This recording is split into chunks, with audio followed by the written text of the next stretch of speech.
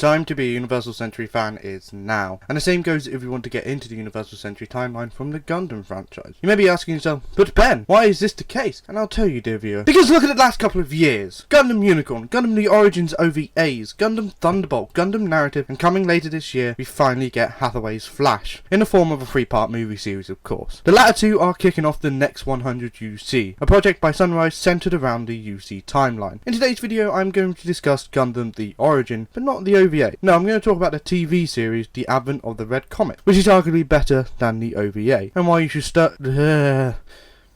and why you should consider using it as your jumping off point into the Gundam UC timeline. Of course, you can also start with the 79 classic Gundam, but this series can also be viewed as a prequel or a look back on Char's and Sailor's life in the lead up to the 1 Year War. Gundam The Origin starts 20 years before the events of the 79 Gundam, where we see the death of Zeon Zum Daikun, a famous philosopher and politician in the UC timeline, as well as the father to our main cast members in this show, Caswell Rem Daikun and Artasia Som Daikun. From this death, we see the Zabi family rise and the events that caused the mobile suit to be developed and the 1 Year War. Through this, we see Caswell become Eduardo and then take on the persona of Char, as he wishes to destroy the Zabi family from within, whilst Artasia becomes Sailor and works towards her career after being led to believe her brother, Caswell/Eduardo, is dead. Minor spoilers, but if you watched the original Gundam, either TV or films, then you know this already. At the time of recording, this TV show is yet to wrap up, with there being a 3-week delay between episodes 10 and 11. So I'll just talk about why this is a good point to start at, and why it may be considered a bad point to jump off from. Obviously, canonically, this is the start of the UC timeline. Everything that happens in this show is what triggers later events in later series. You get to see how Char began heading into the Zeon military, how he met Lala, and how he developed his hatred for the Zabi family. But also,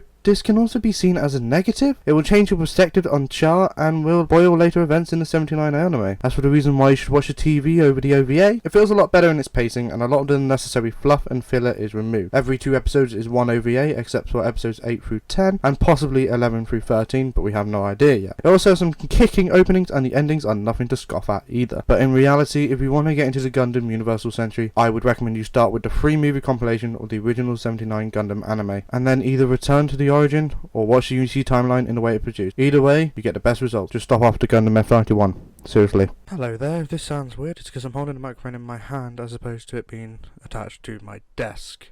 Quick little update regarding next week's video. There isn't going to be a video next week because I am going to undertake a little project that will take 2 weeks to complete, and it's regarding the recent events in the anime community. Interest in Japan in general, really, actually. So yeah, no video next week. Hope you enjoyed this one, and I'll see you guys in 2 weeks. Bye.